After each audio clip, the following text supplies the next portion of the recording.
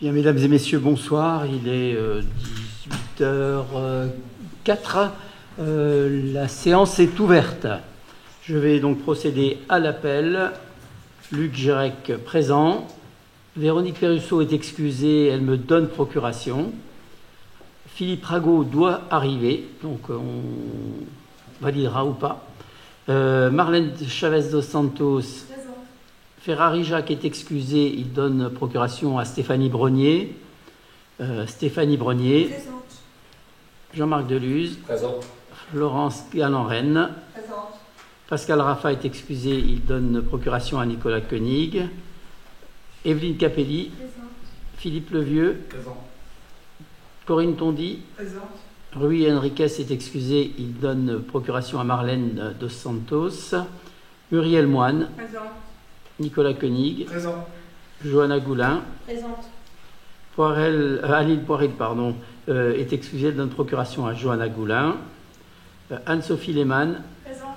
Arlette Jaworski. Présente. Jean-Marie Henriot. Présent. Alain Henry. Présent. Thierry Danet. Présent. Pascal Milot. Présent. Très bien. Donc il nous faut nommer un ou une secrétaire de séance. Je vous propose Madame Marlène dos Santos qui le fait habituellement. Y a-t-il des oppositions? Il n'y en a pas. Madame la secrétaire de séance. Avant d'aborder l'ordre du jour, je voudrais vous demander l'autorisation de présenter un rapport supplémentaire qui concerne le marché concernant la rénovation du pont qui mène à la gare. Est-ce qu'il y a des oppositions? Je suis vraiment désolé de le présenter ainsi, mais nous sommes tenus par les délais et ça s'est fait là aujourd'hui. Y a-t-il des oppositions, des abstentions? Je vous remercie. Et c'est une information pour vous dire que théoriquement, ce conseil municipal sera le dernier qui sera donc organisé au Salon d'honneur, puisque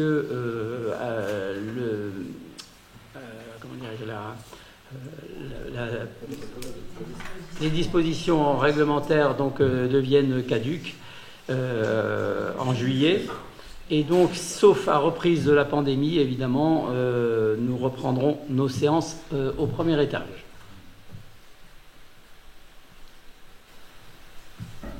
Bien. Je vais aborder l'ordre du jour. Monsieur le maire, Pardon. est-ce que je pourrais prendre la parole? À quel sujet? Au sujet de l'organisation de la mairie. Est-ce que ça a un rapport avec... Ça a un rapport avec la mairie. Après, voilà. Là, on est dans un conseil municipal. Moi, je veux bien vous rencontrer pour que... Justement. Ben non, on a un ordre du jour et je me tiens à l'ordre du jour. Si ça a un rapport avec l'ordre du jour, c'est bon. Sinon... L'ordre du jour avec le conseil municipal. Maintenant, si vous n'en tenez pas compte, je le ferai par la presse ou par un autre moyen. Voilà, le règlement précise que les questions... Le règlement, moi, j'ai jamais eu de règlement. Bah, je vais vous dire, il y a quelques semaines, je suis venu à la mairie, j'ai été convoqué au CIVU, la porte était fermée. Je vous ai envoyé un message, dont à vos collaborateurs. J'ai jamais eu de réponse. J'ai envoyé un mail, il y a que Madame Lavancier qui m'a répondu. Vous savez que le CIVU, c'est public, la porte doit rester ouverte. Maintenant, il y a un moment, si vous ne répondez pas à nos questions, alors, faut dire, c'est de la gestion à la Poutine, ça. Il y a un moment, alors, Monsieur Milot, j'entends votre... Je vais répondre, monsieur le maire. Je veux bien répondre. Pascal, ok, tu m'as envoyé un message. Oui. Oui, attends. Tu m'envoies un message à 17h35, comme quoi la porte... Ça faisait un quart d'heure que j'y allais avant. La porte, 17h35, t'es à côté, tu vois s'il y a du monde. Déjà, 17h35, un quart d'heure que t'es dehors, donc s'il y a un quart d'heure, ça fait 17h20. Je te justifie. Pour 17h. Bah, tu dois arriver à 17h. La séance, elle commence à 17h déjà. Arrête un peu, moi je suis pas là à côté. Non, bien, on va... C'est 17h, C'est de la gestion à la Poutine, t'es en retard. Oui, Voilà. alors, Monsieur Milot, Monsieur Milot, je vais quand même vous rappeler que sur les séances du CIVU de la station d'épuration, combien de fois avez-vous été présent? À chaque fois j'étais présent, mais la porte était fermée. À chaque fois la porte est fermée. C'est surprenant parce que les autres peuvent rentrer. Donc voilà.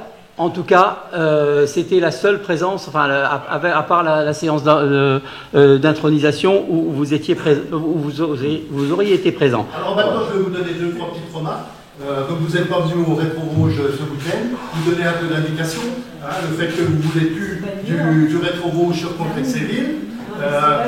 Bon, alors maintenant, c'est pas lieu, tu iras t'épancher dans la presse encore demain, alors on va passer à l'ordre du jour. Monsieur, si tu as des choses à dire, tu diras à la fin du conseil. Ben oui, parce que bien, ça y est. Monsieur Milo, je vous... Vous dites que vous êtes les gens ouverts.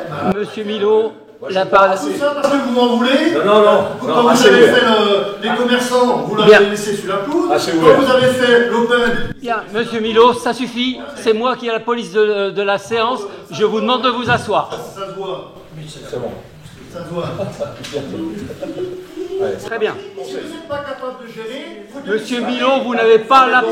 On n'a pas besoin de vos conseils, on n'a pas besoin de vos conseils. C'est bon, on passe à l'ordre du jour. Monsieur le maire, la parole est à vous, on y va. Jean-Marc, t'es tombé dans un ridicule. Non, Monsieur Milo, ça suffit. Ça commence à bien faire. Parce que s'il y avait que le CIVU, il n'y a que le CIVU. Monsieur Il n'y Milo. a pas que le CIVU où tu n'es pas présent aux réunions. Monsieur Milo. C'est bon. Monsieur Milo, il y a un règlement. C'est moi qui ai la police de l'Assemblée. Je vous demande de vous... Mais bien sûr, il n'y a aucun problème. Monsieur le représentant de la presse est là. Donc, il n'y a pas de problème. Donc, je passe à l'ordre du jour. Le rapport numéro 1, SPL Destination Vittel Contrexéville, examen du rapport de gestion du conseil d'administration pour l'exercice 2021. Donc, je rappelle au conseil municipal que l'article du Code général des collectivités territoriales relatif aux sociétés d'économie mixte et aux sociétés publiques locales dispose qu'un rapport est soumis au moins une fois par an aux organes délibérants des collectivités et groupements actionnaires par leurs représentants au conseil d'administration. Donc, vu le Code général des collectivités territoriales, vu les statuts de la société SPL Destination Vittel Contrexéville, vu le rapport de gestion du conseil d'administration, il est proposé au conseil municipal, après examen, de bien vouloir se prononcer sur ce rapport écrit pour la saison 2021 en ce qui regarde la SPL Destination Vittel Contrexéville, gérant de l'Office du tourisme intercommunal et de donner acte au maire de cette communication. Et je pense qu'il y a des questions.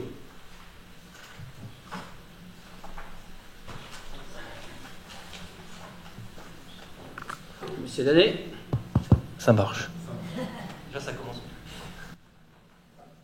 Non, j'ai pas de questions précises. Bon, on a vu les comptes, hein, parce que moi je suis en commission CSPL, donc l'année est pas si mauvaise que ça. C'est aussi grâce aux aides qu'il y a eu. Ça repartit un petit peu en 21. Non, moi, ma question, c'est pour l'an prochain, puisque on le sait, la SPL va s'arrêter à la fin de l'année. Là, les comptes s'équilibrent, hein, avec le capital qu'il y avait, ça a permis de mettre que 100 000 € cette année. Et d'après ce que j'ai compris, on va à peu près finir donc l'année à peu près à zéro, peut-être un petit peu positif, hein, peut-être. Mais en gros, voilà. Donc la SPL s'arrête, les comptes sont à zéro. Donc l'an prochain, ça a bien été dit, il y a une nouvelle structure qui va démarrer. Moi, je pose la question de manière régulière, mais là, ça approche, hein, c'est dans quelques mois. Je pense, à mon avis, il faudra sûrement délibérer en décembre pour donner des fonds à la future structure, parce que là, il n'y aura pas de trésorerie, hein, ce coup-là, on en parle souvent. En janvier, donc je pense qu'il y aura une délibération à prendre, donc des fonds qui n'étaient pas prévus au budget à trouver. Mais bon, ça, on verra bien en temps utile. Mais ma question, est-ce qu'on peut avoir des indications sur la future structure? Est-ce que ça serait une association, une SPL Parce que si vous me dites on y travaille, il n'y a plus beaucoup de temps. Et est-ce que nous, on va y travailler aussi en commission tourisme? On y travaille. Et évidemment, la commission tourisme sera saisie lorsque le dossier sera complet. L'idée, effectivement, c'est de repartir sur une SPL. Mais là, nous y sommes. Nous travaillons, en tout cas, sur ce sujet-là. Donc on repart sur une SPL, on ne repart pas sur une association. En principe, oui. Puisque j'avais cru comprendre que l'inconvénient de la SPL, c'est qu'il y avait de la TVA et qu'on voulait plus justement avoir cette TVA de 20% qui grevait les comptes. Oui. Donc si on repart dessus, on en discutera quand ça arrivera, mais c'est pour ça que je suis un peu surpris et j'espère qu'on sera associé aux travaux. Bien sûr. L'année 2023 se prépare. Oui. vous êtes membre de la SPL actuelle et évidemment, il y aura, s'il y en avait une deuxième, enfin une seconde, vous seriez bien entendu également présent. Mais donc, les informations vous seront communiquées dès que le schéma sera avancé. J'en sais pas plus, mais bon. Okay. Mais on sera prêt en temps et en heure. Il y a quelques négociations encore. D'accord, merci. D'autres interventions? Il n'y en a pas, je passe au vote. Qui est contre? Qui s'abstient? Je vous remercie. Rapport numéro 2, GEMAPI, projet d'aménagement de gestion des écoulements de Contrexéville. C'est la convention de mise à disposition de terrains communaux à la communauté de communes Kerdo, avec une délibération modificative. Je rappelle que nous avions pris une délibération le 22 septembre 2021 qui m'autorisait à établir et signer avec le président de la Comcom une convention de mise à disposition des parcelles cadastrées suivantes, propriété de la commune de Contrexéville, qui en a fait l'acquisition dans le cadre du dossier de gestion des écoulements de Contrexéville avant le 1er janvier 2018, et ce, à titre gratuit. Une surface de 1 hectare 72 centillards située sur la commune de Contrexéville, lieu-dit L'Auvendeuil, une surface de 57 arts 06 centillards située sur la commune de Contrexéville, lieu-dit derrière le château à Hautroncourt. Suite à une erreur matérielle, la valeur d'acquisition de ces terrains communaux apparaît comme erronée dans le texte de cette délibération. Il s'agit tout simplement d'un rapprochement comptable et qui concerne les frais annexes, notamment les frais de géomètre. Au lieu de 27 590,19 €, il convient de lire 25 665,63 €. Il s'agit donc pour le conseil municipal d'acter la valeur d'acquisition des parcelles concernées par cette mise à disposition. Il n'y a pas de flux financier, bien entendu, à la somme de 25 665,63 €. Y a-t-il des questions? Donc là, même chose, moi j'ai rien à dire sur la délibération, c'est pour ajuster. On en est où au niveau des dossiers? Parce qu'en Comcom, on n'en parle quasiment plus. Je sais qu'il y avait une demande de report de subvention, qu'on risquait de perdre si... est-ce qu'on a quelques infos un peu plus fraîches? Parce que c'est vrai qu'au niveau Comcom, on n'en parle pas beaucoup. Évidemment, le transfert de compétences, il a été réalisé. La communauté de communes est effectivement en charge de ce dossier. Ce que je peux vous dire, c'est que effectivement, il semble qu'il y ait des accords pour prolongation de subventions, puisque je rappelle que ce dossier était subventionné à 80%, que l'EPAMA a également des problèmes d'agents, de spécialistes en la matière. L'ingénieur qui était en charge du dossier a pris d'autres fonctions et 2 techniciens ont été nommés et qui poursuivent le travail. Maintenant, effectivement, la communauté de communes est gestionnaire de son calendrier. Je ne manque pas, en tout cas, d'interpeller le président pour lui rappeler l'importance de ce dossier, parce que lorsqu'il y a des inondations à Contrexéville, et jusqu'à présent, on a eu des inondations qui étaient sérieuses, mais pas dangereuses. Et quand on voit les dérèglements climatiques qu'on constate partout en France, on n'est pas à l'abri d'un épisode qui soit important et qui pourrait provoquer plus de dégâts. Jusqu'à présent, c'était des dégâts matériels, mais on ne sait jamais sur un épisode extrêmement violent ce qu'il peut en advenir. Je suis d'accord, c'est pas parce qu'il ne s'est rien passé depuis 10 ans que la prochaine ne sera pas plus violente Absolument. Que les précédentes. On est bien d'accord, on voit bien ce qui se passe actuellement. Donc on attend alors. Juste vous préciser en tant que technicien de la ville que le dossier se termine au niveau vraiment technique et administratif, mais on n'a pas d'informations sur la suite, effectivement, et l'avancée du dossier côté commune. Le transfert de compétences se termine. Oui, enfin, parce que je sais que c'était compliqué, qu'il y avait des négociations.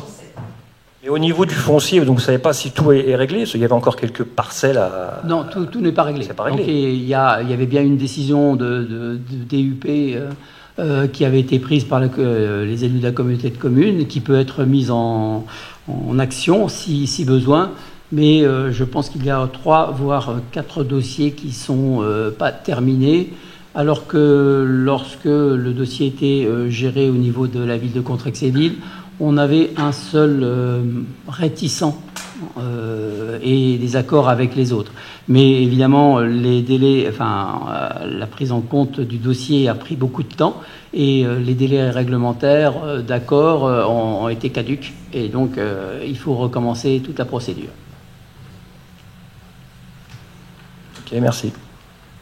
Pas d'autres interventions. Je passe au vote. Qui est contre? Qui s'abstient?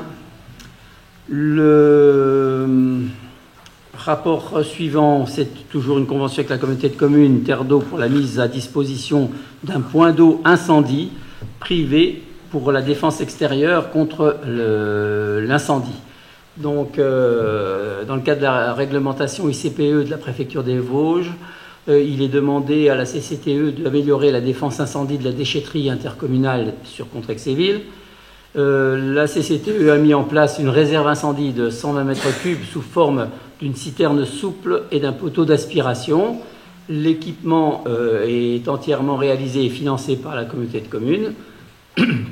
Toutefois, conformément au règlement départemental de la défense extérieure contre l'incendie des Vosges, un point d'eau incendie privé peut participer à la défense incendie de la commune sur laquelle il est implanté au même titre que les PEI publics sous réserve. Sous réserve donc d'être accessible avec toutes les conditions. Donc le poteau d'aspiration est bien installé en bordure de route, en dehors de l'enceinte de la déchetterie, et les 2 parties se sont mises d'accord sur cette mise à disposition. Donc je propose au conseil municipal de signer une convention de mise à disposition de ce point eau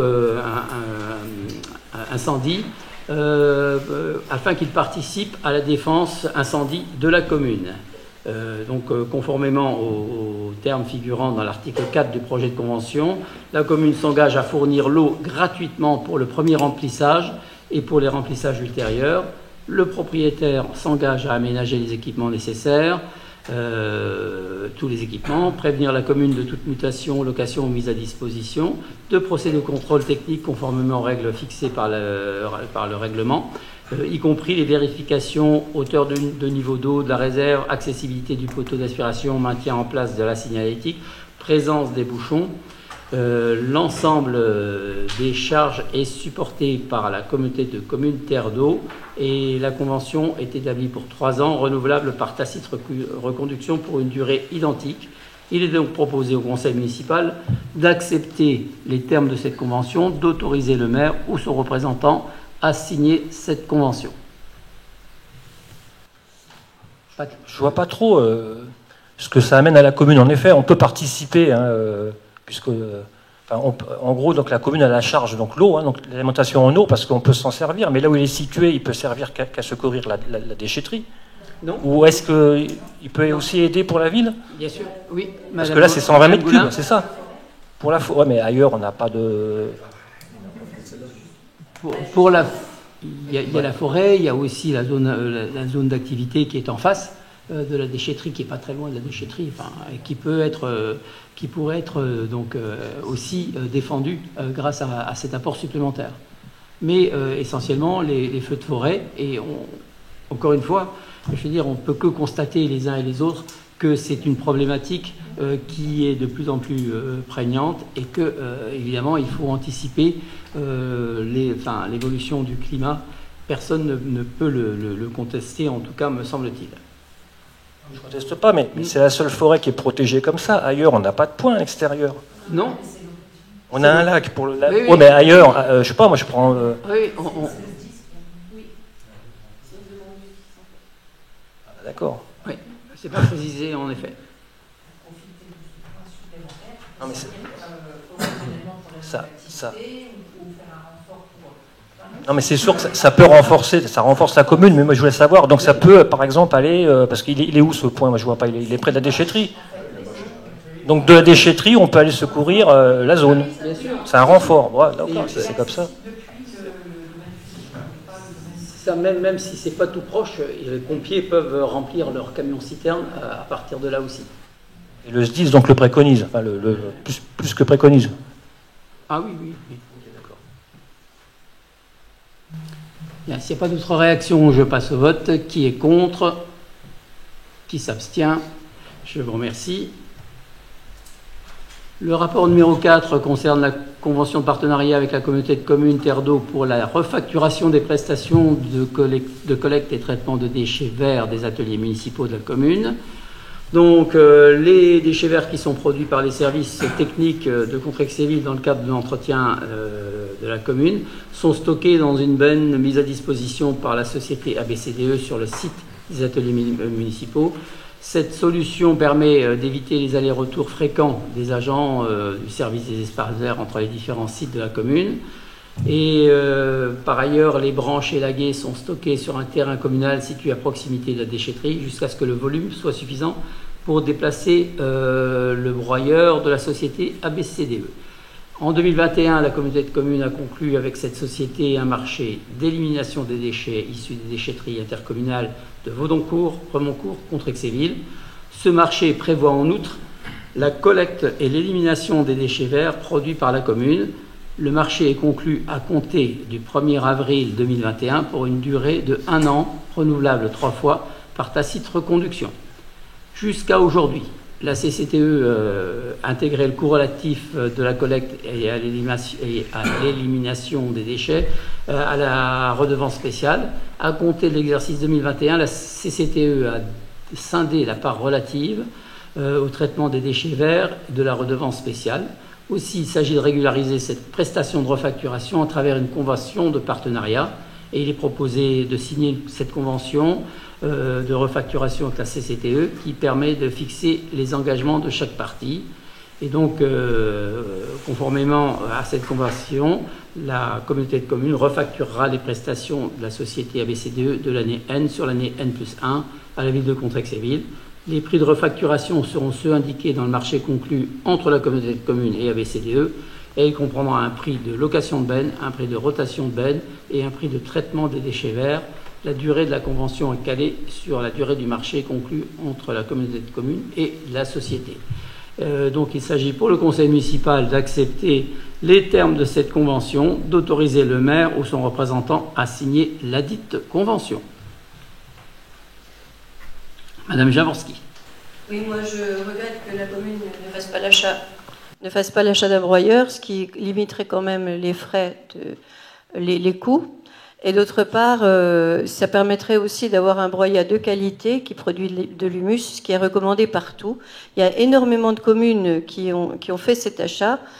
Si vous prenez la commune de Vittel, les branches sont broyées directement sur place et pendues immédiatement. Ça évite des déplacements. C'est un apport qui est important au niveau de la qualité de l'humus qui est créé. Et je regrette parce qu'on sera bientôt la dernière commune à ne pas avoir de broyeur. C'est vraiment dommage et c'est des coûts quand même qui sont générés à la fois par le traitement de ABCDE et d'autre part pour racheter des couvre-sols qui n'ont pas la même qualité que ceux qui seraient produits là.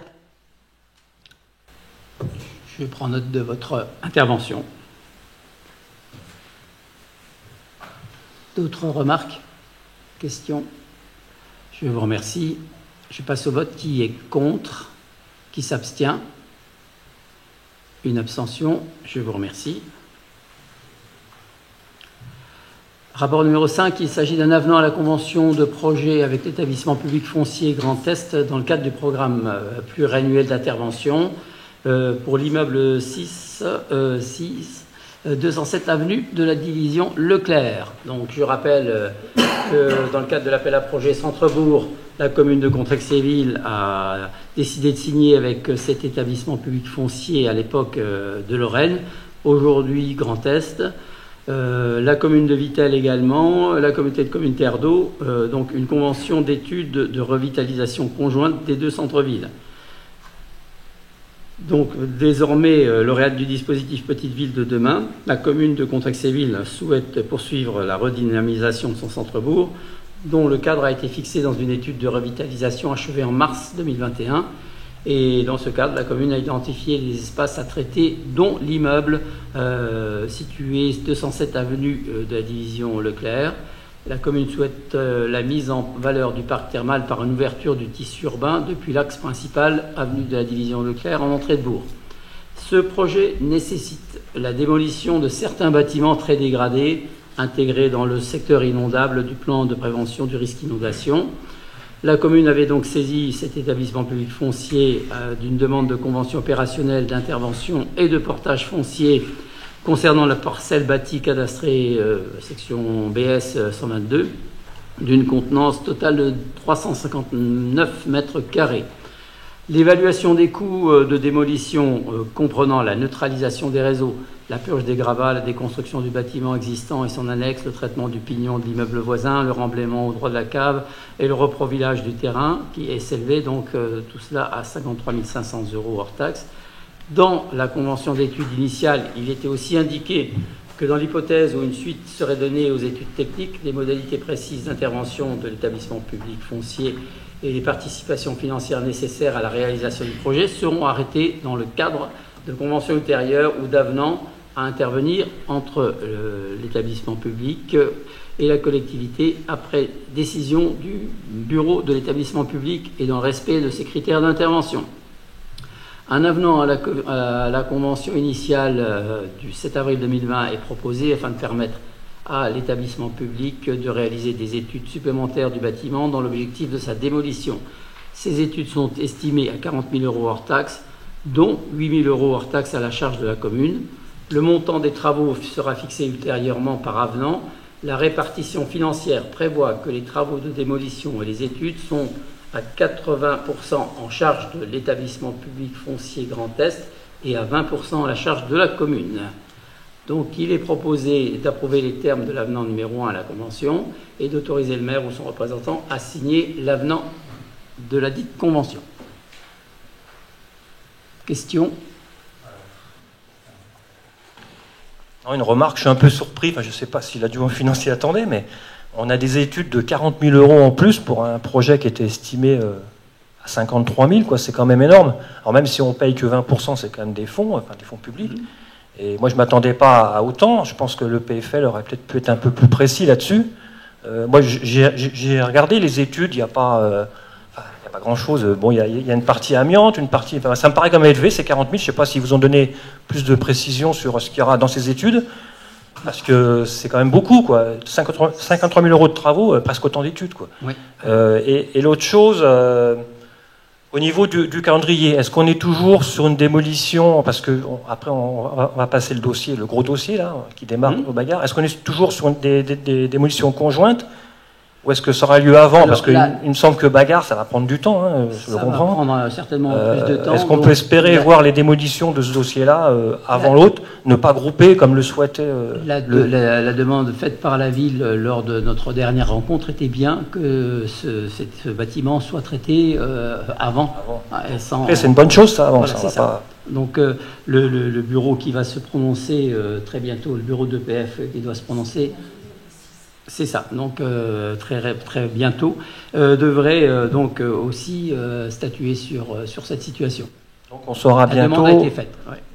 Et donc le coût, si j'ai bien compris, le coût des travaux n'est pas encore fixe, parce qu'il va être réévalué. C'est bien, en fait, le premier montant était un devis estimatif et commence à affiner, en tout cas, le sujet, parce que pour ceux qui ont visité ce bâtiment, il est extrêmement problématique, notamment sans doute en termes de dépollution, amiante, sol, que évidemment il a un mur mitoyen avec une maison juste à côté qui pose aussi problème, d'ailleurs maison frappée d'alignement. Et donc là, je pense qu'il est nécessaire effectivement de bien estimer en tout cas les risques qui sont liés à ces travaux. Okay. Donc ça avance Là, ça avance. Ça avance bien et, Oui, et ça se fera Là, bien avant l'autre dossier. Ok, merci. On a réactivé le dossier. Donc, s'il n'y a pas d'autres questions, je passe au vote. Qui est contre? Qui s'abstient? Merci.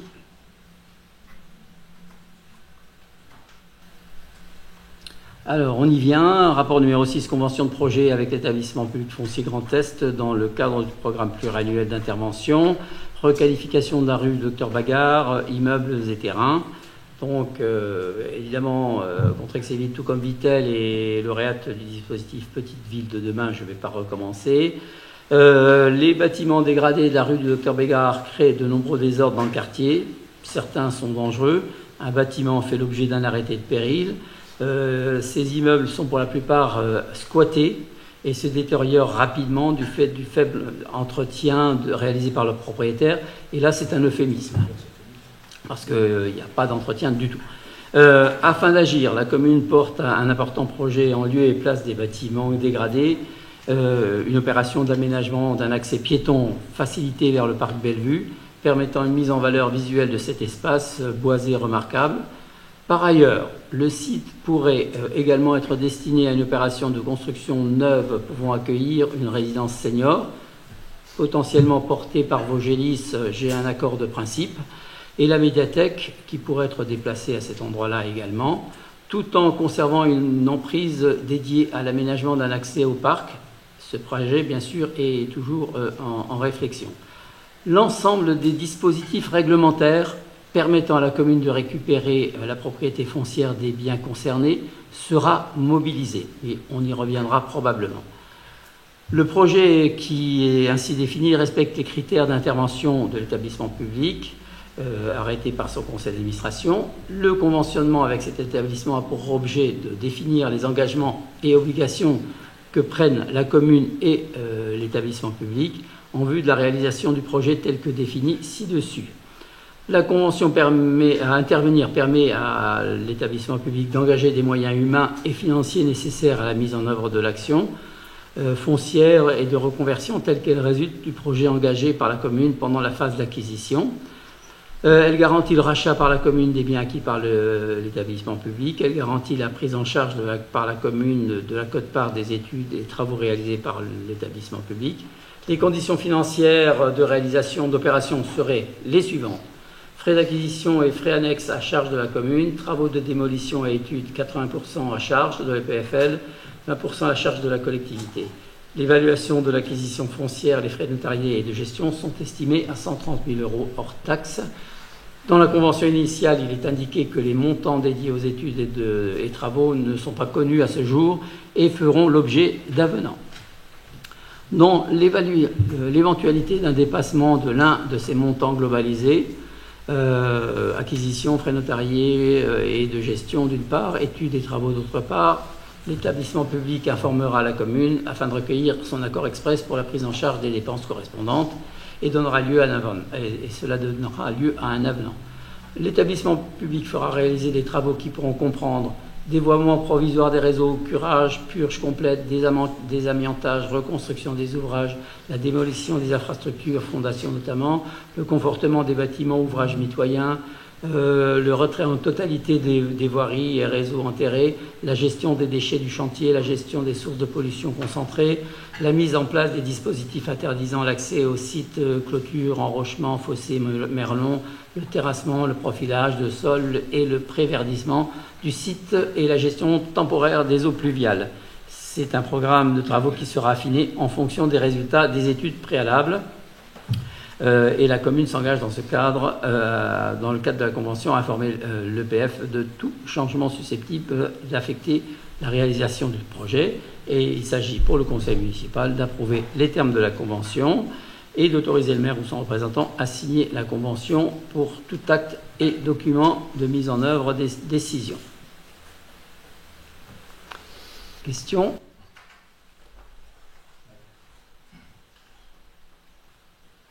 Oh bah c'est bien, ça démarre, tout le monde attendait, c'est très bien. Non, moi j'ai deux questions. La première, quand on prend le plan, là, il y a plusieurs propriétaires là, dans le projet, parce qu'on parle toujours de l'immeuble Baird, mais là, il y a les premiers petits immeubles, c'est un autre propriétaire. Il y a deux propriétaires en tout, là, ou combien ? 3. Donc ça complique toujours un peu. Voilà. Et puis donc voilà, donc c'est toujours plus complexe à négocier avec 3 qu'avec 1, mais bon. Au niveau de l'estimation, hein, la partie acquisition, c'est estimé à 75 000 euros. Ça, c'est une estimation juste faite par le PFGE ou ce sont les domaines? Non, ce sont les domaines. Ce sont les domaines. Oui.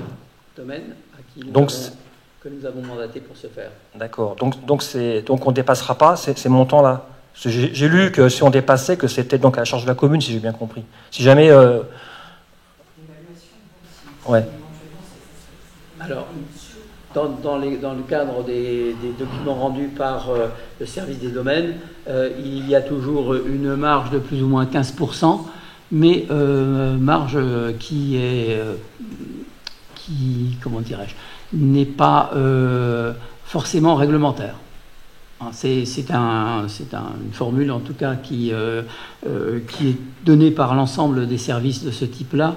Nos avocats à qui nous en avons parlé nous ont aussi dit que on pouvait baisser plus de 15% ou augmenter de plus de 15%, voilà, selon les situations. Et actuellement, on est sur des acquisitions à l'amiable ou alors, le dossier démarre, mais parce que j'ai vu qu'il y en a un qui est en vente là, oui, à un prix exorbitant.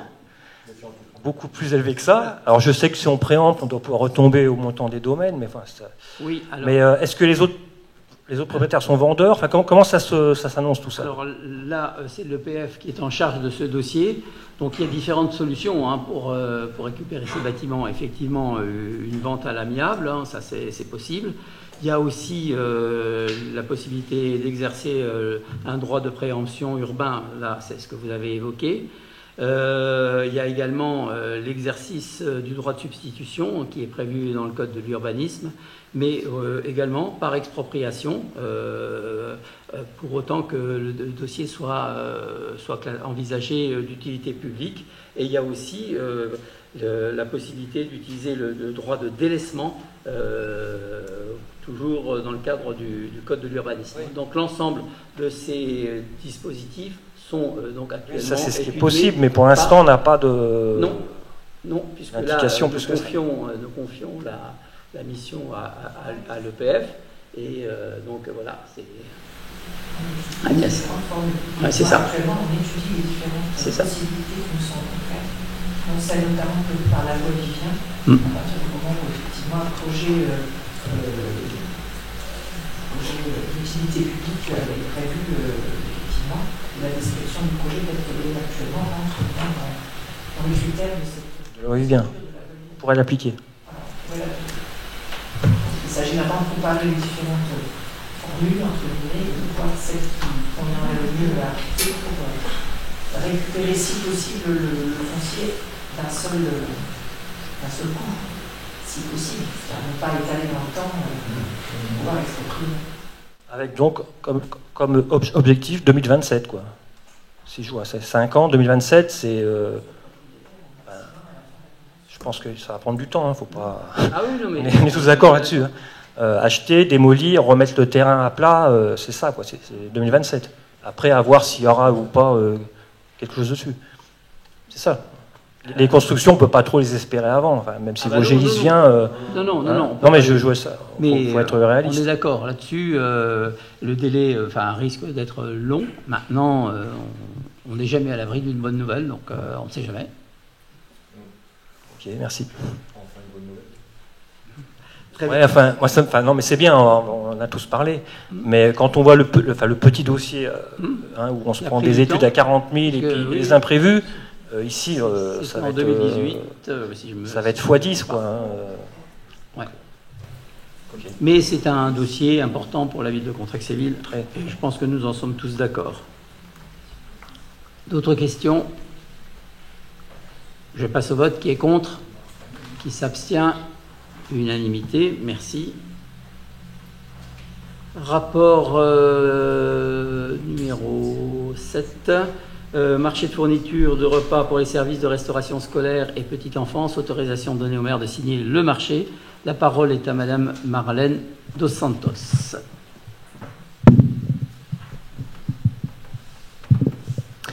Le maire rappelle à l'ensemble les termes de sa délibération adoptée le 30 mars 2022, l'autorisant à lancer une consultation en vue de la passation d'un marché de fourniture pour la prestation de fourniture et livraison des repas aux services municipaux suivants: restaurants scolaires, primaires et maternels, multi-accueil, centres de loisirs extrascolaires. La consultation a été lancée dans le cadre d'une procédure d'appel d'offres ouvert et européen. L'avis d'appel à la concurrence a été publié le 5 avril 2022. La commission d'appel d'offres réunie le 1er juin 2022 a procédé à l'ouverture des plis. La dite commission s'est prononcée le 27 juin 2022 sur l'attribution du marché selon les dispositions suivantes. Nombre de candidats, 2. L'entreprise API et l'entreprise LRS. Nombre de candidatures recevables, 2. L'analyse des offres a permis de les classer selon les critères de sélection suivants: le prix pour 35%, la valeur technique pour 20%, la valeur technique et mise en œuvre 20%, l'action en faveur du développement durable 25%. La commission d'appel d'offres propose au pouvoir adjudicateur d'attribuer le marché à LRS, l'offre proposée avec variante étant la mieux disante, pour un montant de 131 555 € hors taxe par an.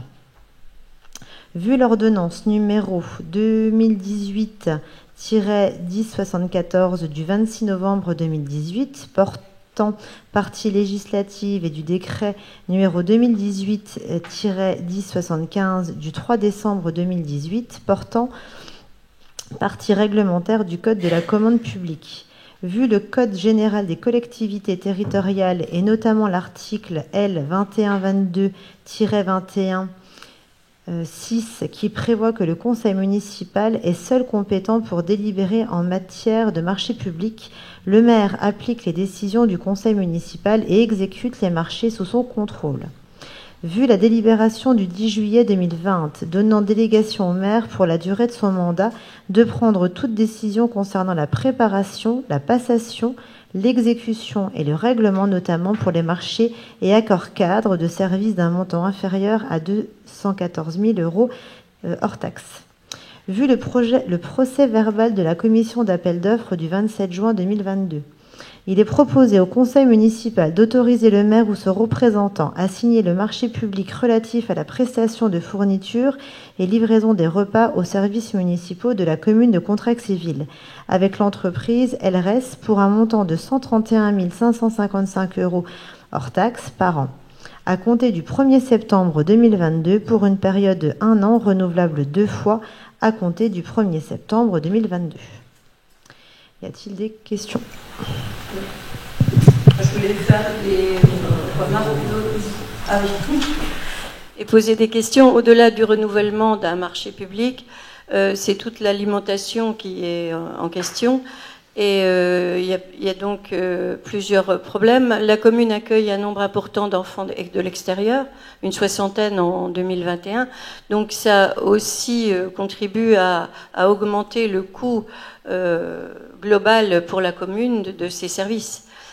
Donc est-ce que la commune va continuer à accueillir des enfants de l'extérieur? Ça contribue aussi au niveau territorial. Il n'y a pas une réflexion globale territoriale, donc ça contribue aussi à assécher des classes rurales.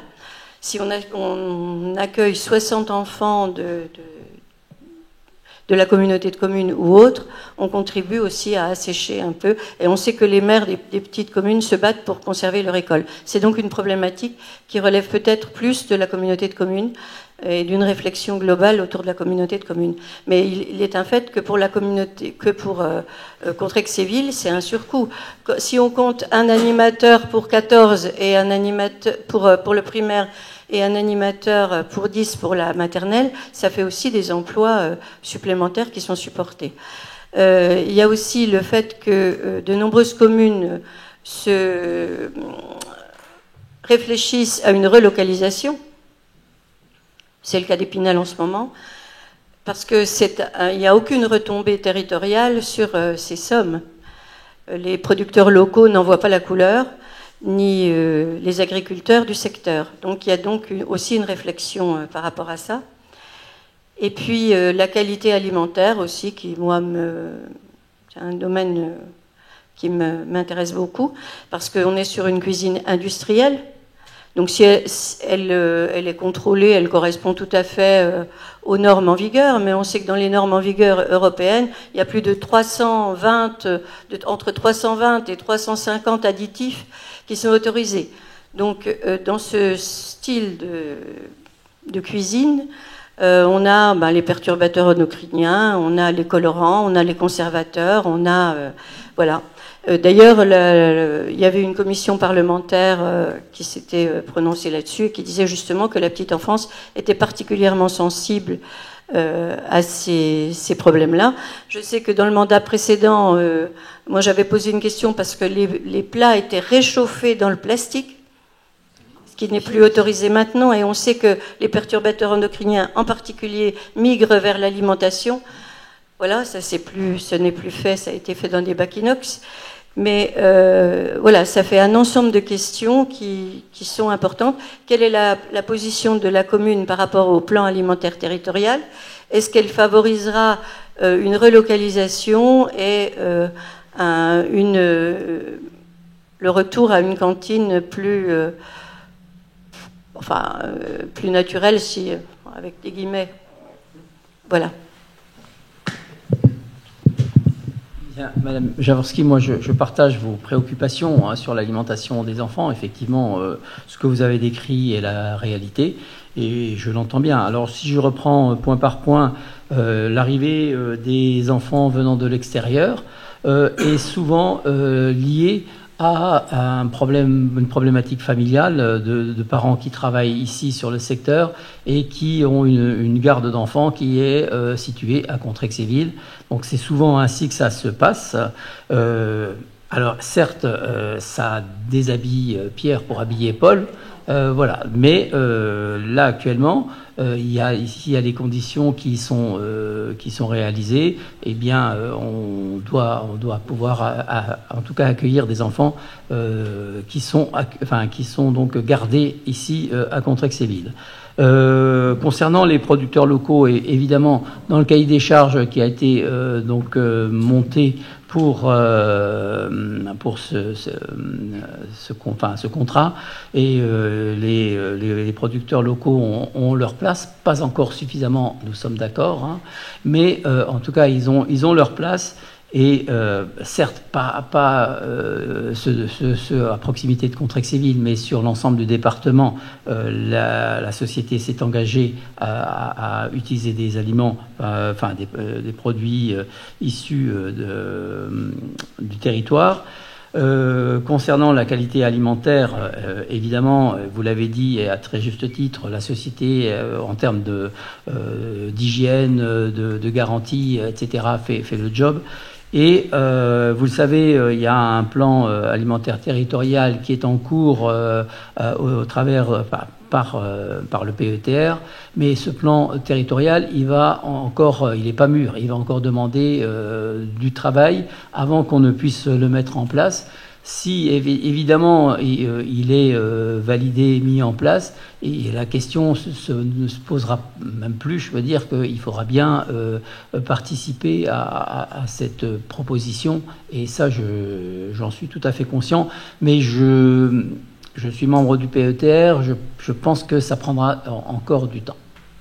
Pendant ce temps-là, des générations continuent à manger la même, la même alimentation. Pour répondre à votre premier point, la commune de Contrex accepte des enfants qui ont une cantine et du périscolaire. Oui. Alors, voilà. Et dans le même sens, nous avons des enfants de Contrexéville qui sont accueillis sur d'autres sites, alors que nous avons effectivement les équipements. Mais parce que, effectivement, la gardienne, la nounou est située sur Vittel, par exemple. D'accord. Pour le PETR, c'est aussi la volonté politique qui s'affiche. Donc, est-ce qu'il y a une volonté politique à Contrexéville de relocaliser les cantines? C'est ça, parce que si personne n'affiche une volonté forte, forcément, il ne se passera pas grand-chose. Là, ça se joue au niveau de tout l'Ouest vosgien.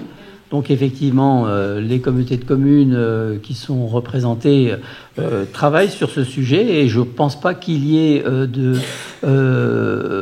volonté de faire capoter ce projet.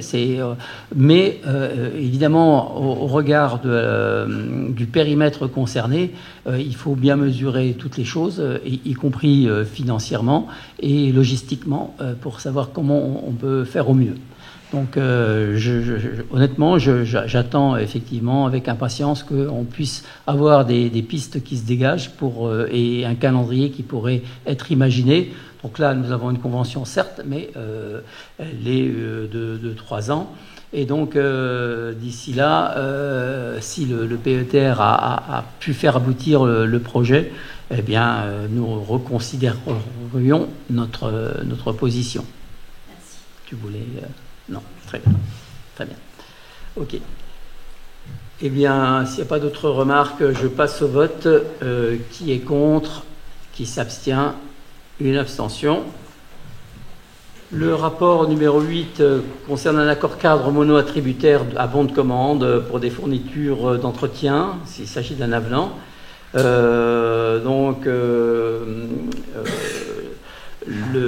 Je rappelle que j'avais notifié le 9 juin 2021 un accord cadre mono-attributaire à bon de commande pour la fourniture et la livraison de produits d'entretien nécessaires à l'entretien des bâtiments communaux d'une durée d'1 an renouvelable 3 fois, pour un montant d'achat minimum de 10 000 € hors taxes par an et un maximum de 20 000 € hors taxes par an, à la société Orapi Hygiène, donc située à Fegersheim en Alsace. Compte tenu du contexte économique mondial qui est bouleversé, et je pense qu'on le constate tous quotidiennement, la hausse de la demande combinée à l'augmentation des coûts de l'énergie, des emballages et du transport entraîne un allongement des délais de livraison, ainsi que des augmentations généralisées très significatives. Ces événements imprévisibles ont fortement impacté les produits concernés par le présent marché et un ajustement des prix s'avère nécessaire. L'augmentation prévisionnelle de la charge pour la collectivité était estimée à 14%, donc bien au-delà des 5% qui sont présents dans les contrats habituellement. En conséquence, une modification du contrat doit être établie en application de l'article du Code de la commande publique qui prévoit qu'un marché peut être modifié lorsque la modification est rendue nécessaire par les circonstances et qu'un acheteur diligent ne pouvait pas prévoir. Il est proposé au conseil municipal de statuer sur un avenant au marché ayant pour objet la contractualisation d'un nouveau bordereau des prix lié à l'augmentation des tarifs du fournisseur, engendré de façon exceptionnelle par cette situation économique. L'avenant prendra effet à compter de sa notification pour se terminer au 30 novembre 2022. À l'issue de cette période, les prix initiaux du marché seront à nouveau effectifs, sauf décision contraire. Vu le Code général des collectivités territoriales qui prévoit que le conseil municipal est seul compétent pour délibérer en matière de marché public et que le maire applique les décisions du conseil municipal et exécute les marchés sous son contrôle, précise aussi que la commande publique prévoit qu'un marché peut être modifié lorsque la modification est rendue nécessaire par des circonstances qu'un acheteur ne pouvait prévoir. Et vu la délibération du 10 juillet 2020, donnant délégation au maire pour la durée de son mandat de prendre toute décision en la matière, considérant que cette délégation ne peut s'appliquer, l'augmentation du montant du contrat initial étant supérieure au seuil rappelé ci-dessus, il s'agit pour le conseil municipal d'autoriser le maire ou son représentant à signer l'avenant au marché relatif à la fourniture de la commune de Contrexéville conclu avec l'entreprise Orapi Hygiène dans les conditions présentées en annexe et qui prendra effet à compter de sa notification pour se terminer le 30 novembre 2022. Des questions? Il n'y en a pas. Je passe au vote. Qui est contre? Qui s'abstient? Merci. Rapport numéro 9, rapport que nous abordons tout à chaque conseil municipal. Ça concerne le syndicat départemental d'assainissement non collectif avec demande d'adhésion d'une collectivité et il faut l'avis du conseil municipal. Il convient d'émettre un avis en ce qui regarde l'adhésion au SNANC de la collectivité subvisée. Donc il s'agit du Longchamp-sous-Château. Voilà. Question. Je passe au vote. Qui est contre? Qui s'abstient? Rapport numéro 10, même procédure concernant la compétence carte numéro 1 réhabilitation avec des communes qui ont demandé leur adhésion. Il s'agit de la commune de Chambray, de Médonville et d'Urville. Je passe au vote. Qui est contre? Qui s'abstient? Je vous remercie. Rapport numéro 11, toujours le SDANC, compétence carte numéro 2, entretien pour la communauté de communes de la région de Rambervillers et pour la commune de Chambray. Pas d'observation, je passe au vote. Qui est contre? Qui s'abstient? Je vous remercie. Rapport numéro 12 concerne les décisions prises par le maire dans le cadre de la délégation générale. Il s'agit d'une information au conseil municipal dans le cadre des déclarations d'intention d'aliéner, des marchés à procédure adaptée et des conventions. Des questions? Oui, sur les droits de préemption, là, je vois qu'il y a l'immeuble au 566 rue Division Leclerc qui est vendu. Donc c'est l'ancienne Aldi, c'est ça? Est-ce que vous savez ce que compte en faire, enfin je me doute, mais le futur acheteur? Oui, en fait, le futur acheteur ou l'acheteur, parce que non, c'est le futur acheteur, c'est la société Basic Fit, qui est une société spécialisée dans le sport, notamment le fitness, et qui se développe sur la France entière. Et évidemment, société privée sur laquelle nous n'avons pas de pouvoir. Je souligne quand même que nous avons un office municipal des sports qui propose énormément de choses, que nous avons également une association qui s'appelle Musculaire qui propose des choses. Maintenant, c'est la loi du marché et effectivement, la société Aldi a certainement souhaité se débarrasser de ce bâtiment qui lui coûtait un peu d'argent.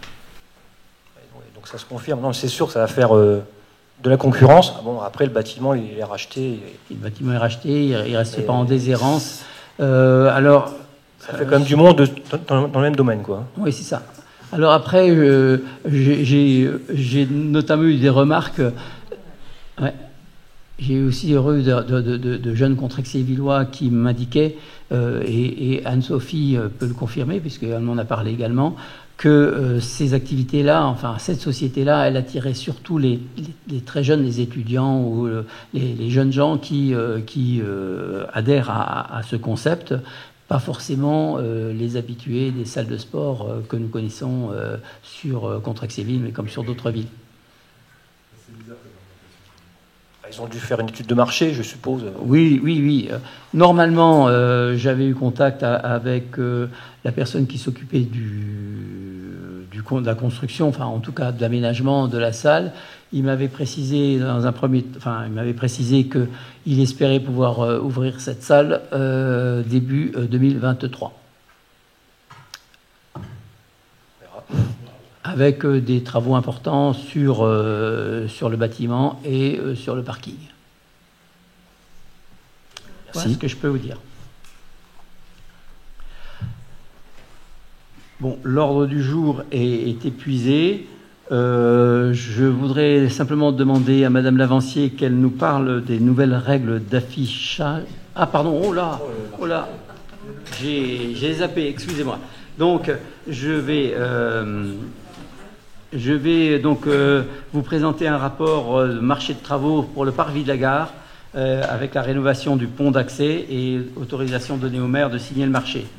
Je rappelle que les termes de la délibération adoptée le 16 novembre 2021 approuvant le projet de travaux de confortation du pont de la rue du Roi Stanislas, unique point d'accès au parvis de la gare, ceci afin de garantir un accès à la gare sécurisé, fluide pour les véhicules légers ainsi que les véhicules de transport de passagers, dans l'optique de la réouverture de la ligne 14 à la circulation ferroviaire à l'horizon 2025.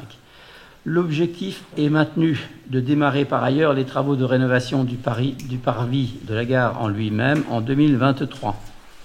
Le coût total de l'opération était estimé à cette époque à 320 000 € hors taxes, maîtrise d'œuvre comprise.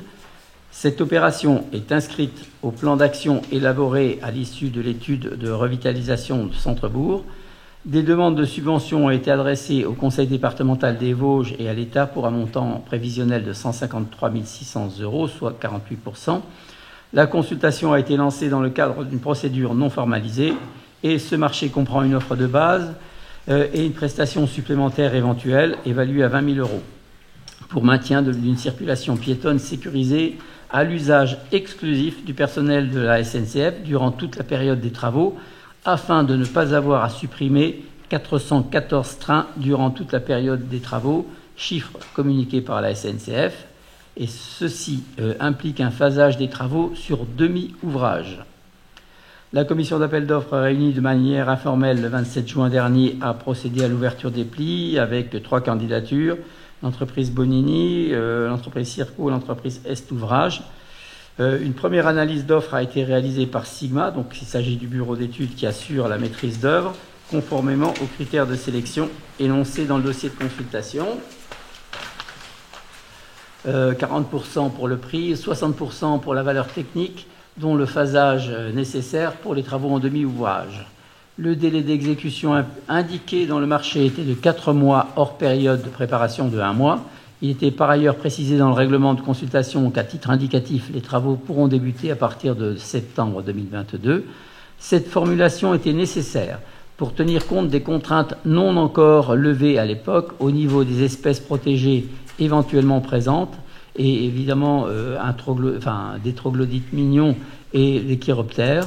Des discussions également en cours avec la SNCF et la région pour le déplacement des arrêts TER et des cars, et des échanges avec les concessionnaires pour le développement provisoire de tous les réseaux. À l'appui de leur offre, les entreprises se sont engagées sur une durée d'exécution, mais pas sur une date de début d'exécution. Une négociation a donc été lancée avec les 3 candidats, afin de les questionner sur ce point, compte tenu de la conjoncture actuelle et du planning chargé de nombreuses entreprises. Il a été demandé aux entreprises de s'engager à ce que les travaux soient impérativement terminés et réceptionnés pour le 15 mars 2023, pour tenir compte évidemment de la protection des espèces dont je viens de parler et du démarrage de la saison 2023. Seules 2 entreprises ont remis une offre négociée, Bonini et Est Ouvrage. L'entreprise Bonini a remis une offre financière similaire à l'offre initiale et un planning ne formalisant pas une fin de travaux au 15 mars 2023. L'entreprise Est Ouvrage a en revanche intégralement répondu à la demande en s'engageant sur une fin de chantier au 28 février 2023, PSE incluse. Elle a par ailleurs abaissé son prix de la manière suivante: offre initiale 435 268, dont offre de base 385 268 et PSE 50 000. Donc après l'offre négociée, offre de base 358 268 hors taxe, soit moins 27 000, et PSE 30 000 hors taxe, soit moins 20 000 € hors taxe. Effort financier total, moins 47 000 € hors taxe, donc moins 10,8%, ramenant donc l'offre totale à 388 268 € hors taxe, 8 février 2023, PSE incluse. Le planning permettant de tenir les délais impose un démarrage de l'opération au 15 août 2022 pour la période de préparation et un début de chantier effectif le 19 septembre 2022. Compte tenu des exigences de délai, cette entreprise étant la seule à respecter la date limite du 15 mars 2023, elle devient la mieux-disante. Dans ce contexte, la notification du marché doit intervenir très rapidement avant la fin de l'été 2022, ce qui explique cette date de délibération. Et vu l'ordonnance portant partie législative et portant partie réglementaire du Code de la commande publique, vu le Code général des collectivités territoriales, qui prévoit que seul le conseil municipal est compétent pour délibérer en matière de marché public, vu la délégation du 10 juillet donnant délégation au maire pour la durée de son mandat de prendre toute décision, et le règlement notamment pour les marchés et des accords cadres de services d'un montant inférieur à 214 000 €, hors taxe, il est proposé au conseil municipal d'autoriser le maire ou son représentant à signer un marché public relatif aux travaux de confortation et de rénovation du pont d'accès à la gare de Contrexéville avec l'entreprise Est Ouvrage pour un montant total de 388 268 € hors taxe. Je précise, donc, par ailleurs, juste avant cette une heure, copier-coller, on parle là de marché, non pas de service, mais de travaux. Donc, Ah oui. c'est pas 214 000 €, c'est 300 000 € hors taxe. Vous verrez dans la délibération que vous avez prise au mois de juillet 2020. Je changerai le Oui. texte. Oui. Ah oui, oui, exact. Oui, oui, exact. C'est 300 000.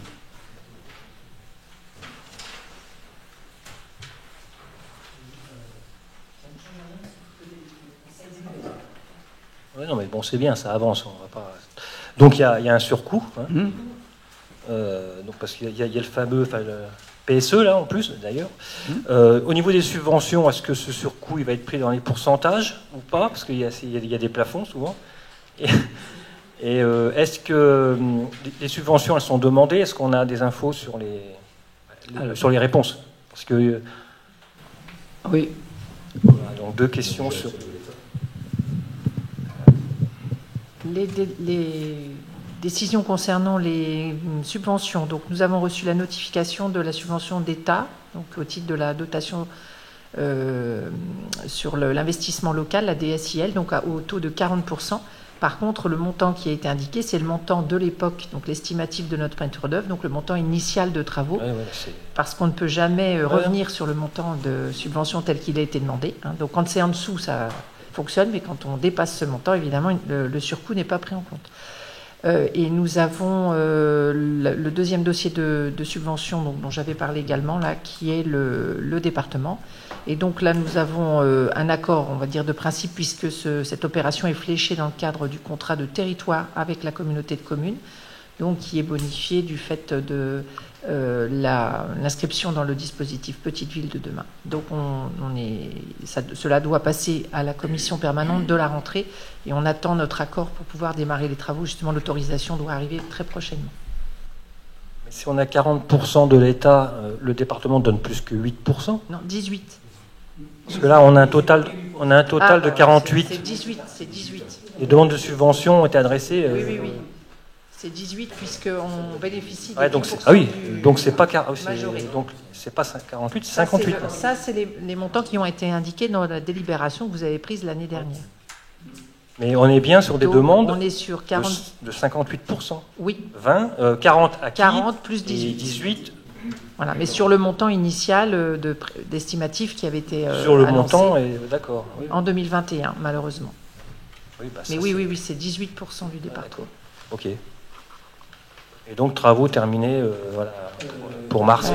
Fin février, début mars. Pour évidemment respecter les espèces qui sont sur place et évidemment la saison thermale et notamment en attendant la réouverture de la ligne 14, le train des eaux, sachant que l'agrément rhumatologie effectivement commence à porter ses fruits.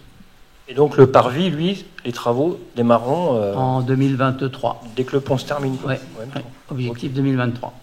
Parce que pour alimenter, on ne peut pas faire repasser des engins sur un pont qui est très fragile et conforté, donc il faut en passer par là, malheureusement.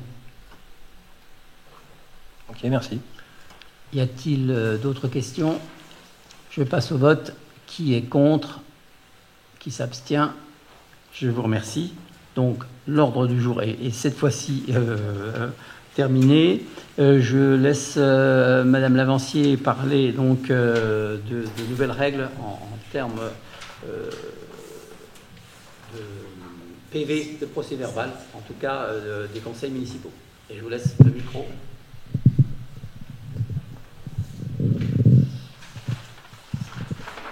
Oui, il s'agit d'une information qui, en fait, concerne donc la réforme de la publicité des actes des collectivités.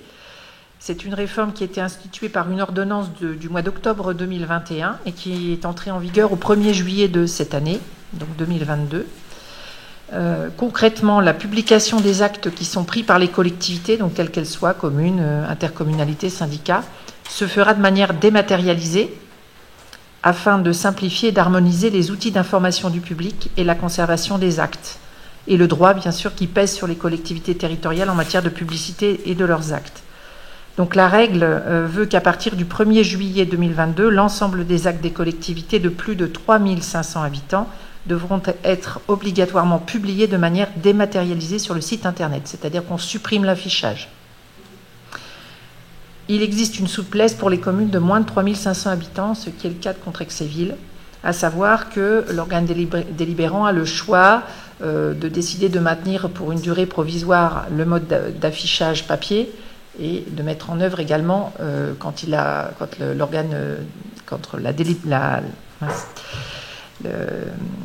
commune, par exemple, dispose d'un site Internet.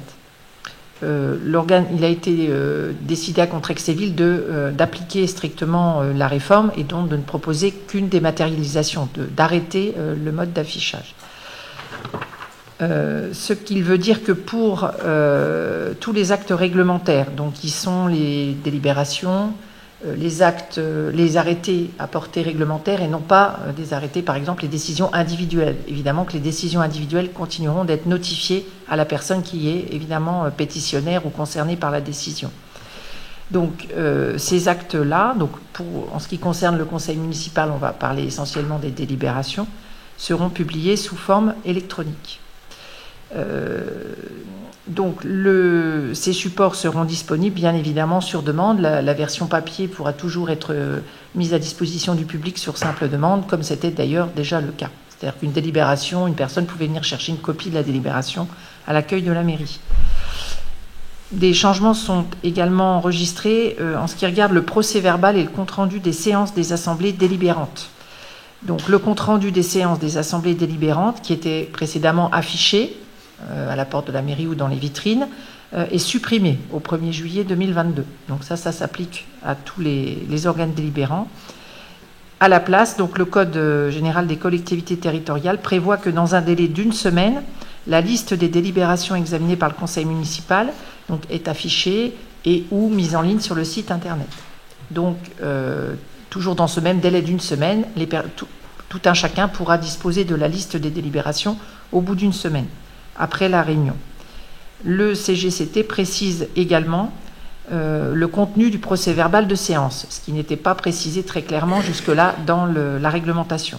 Donc je liste les éléments qui devront apparaître dans le PV de séance: la date et l'heure de séance, le nom du maire et des membres de l'Assemblée délibérante présents ou représentés et des secrétaires de séance, le quorum, l'ordre du jour de la séance, les délibérations adoptées et les rapports au vu desquels elles ont été adoptées, les demandes de scrutin particulier, le résultat des scrutins, précisant, s'agissant des scrutins publics, le nom des votants, le sens de leur vote et la teneur des discussions au cours de la séance.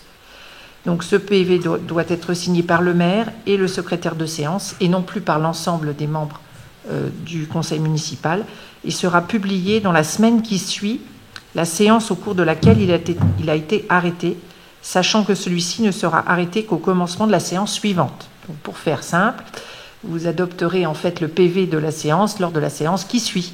Et il ne sera publié que dans les 7 jours qui suivent la séance d'après. Voilà. Donc c'est ce qui change par rapport à ce qui était jusque-là pratiqué, en plus de l'affichage qui donc n'existera plus sous format papier. Ceci est applicable dès ce conseil aujourd'hui, puisque la réglementation change au 1er juillet. Voilà, donc c'est essentiellement les décisions du conseil municipal qui seront impactées, quelques arrêtés du maire également, mais c'est essentiellement les décisions de l'organe délibérant. Je ne sais pas si vous avez des questions. Alors, juste pour information, le site internet est en train d'être, non pas modifié complètement, mais en tout cas mis à jour. Et donc nous porterons une attention particulière pour que ces éléments soient facilement récupérables sur le site, sans avoir besoin de cliquer 10 fois ou d'avoir des difficultés pour les repérer. Juste une remarque par rapport à ça. Là on retrouve en gros que les délibérations sur un an et demi, enfin je sais que c'est une habitude ancienne, elles sont éliminées un peu à fur et à mesure. Je pense que ça serait bien, enfin elles sont éliminées sur le site, ça serait bien qu'elles restent tout le temps. Je vois la plupart des autres communes, on peut retrouver une délibération plus anciennes. Donc là, je pense que maintenant, vous allez toutes les conserver. Hein. Ouais. Parce que là, ça fait un peu court. Par exemple, on veut retrouver le budget d'il y a 2 ans. Enfin, si, le budget est affiché, mais la délibération, elle n'y est plus. Non, mais je prends un exemple, mais on ne retrouve pas une délibération, par exemple, qui a été prise il y a 2 ans. On est à peu près sur 1 an et demi d'archivage. Très bien, bah, écoutez, je vous remercie toutes et tous, et surtout, je vous souhaite de bonnes vacances, parce que le prochain conseil municipal, il n'y aura pas de conseil municipal pendant cette période. Et bah, je pense qu'il y aurait peu de monde, d'ailleurs. Merci et bonne soirée.